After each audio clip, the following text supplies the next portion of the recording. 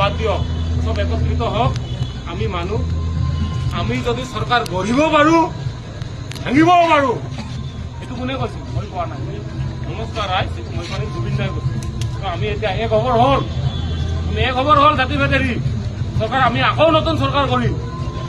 BJP চৰকাৰে কি কৰিছে কি কৰা নাই এইটো আপোনালোকে জানে, ময়ো জানো, চবেই জানে। এইবিলাক পলিটিকেল ছাপৰ্ট। পুলিচে এইটোৱে ক'ব, সঁচা কথা ক'লে পুলিচে এইটোৱে ক'ব। বেছিকে মই যদি কওঁ, মোক ঘুৰুলা ঘুৰুল প্ৰহাৰ কৰি এতিয়া জেলত লৈ যাব, বন্দুকেদি কোবাব আৰু যদি বেছিকে কওঁ। জুবিন দা এনেকুৱা মানুহ আছিল। জুবিন দা মৰাৰ পিছত এই আহিব, জুবিন দা মৰাৰ পিছত এইটো হৈছে গোটেই সমাজ একলগ হৈছে নে? জাতিভেদ আছে নেকি? মন্দিৰ নহয়তো। মই ভাষণ দিয়া নাই, মই পলিটিকেল লিডাৰ নহয় ভাই, মই এটা সাধাৰণ ড্ৰাইভাৰ। আহি গ'ল নে নাই? এতিয়া ৰাইজ আপোনাক মই ৰেচপেক্ট কৰোঁ, আহি আছো। আপোনাক জুবিন দা একবাৰ ভালকে খাব দিব দিয়ক, আৰু কিজানি আহিব নাপাবও পাৰোঁ। মই কিজানি আণ্ডাৰগ্ৰাউণ্ড হিচাপে মৰিবও পাৰোঁ, যেনেকৈ আলফাৰ দিনত হৈছিল। নজনোৱাকে কোনোবা মানুহ মাৰি পেলাইছে।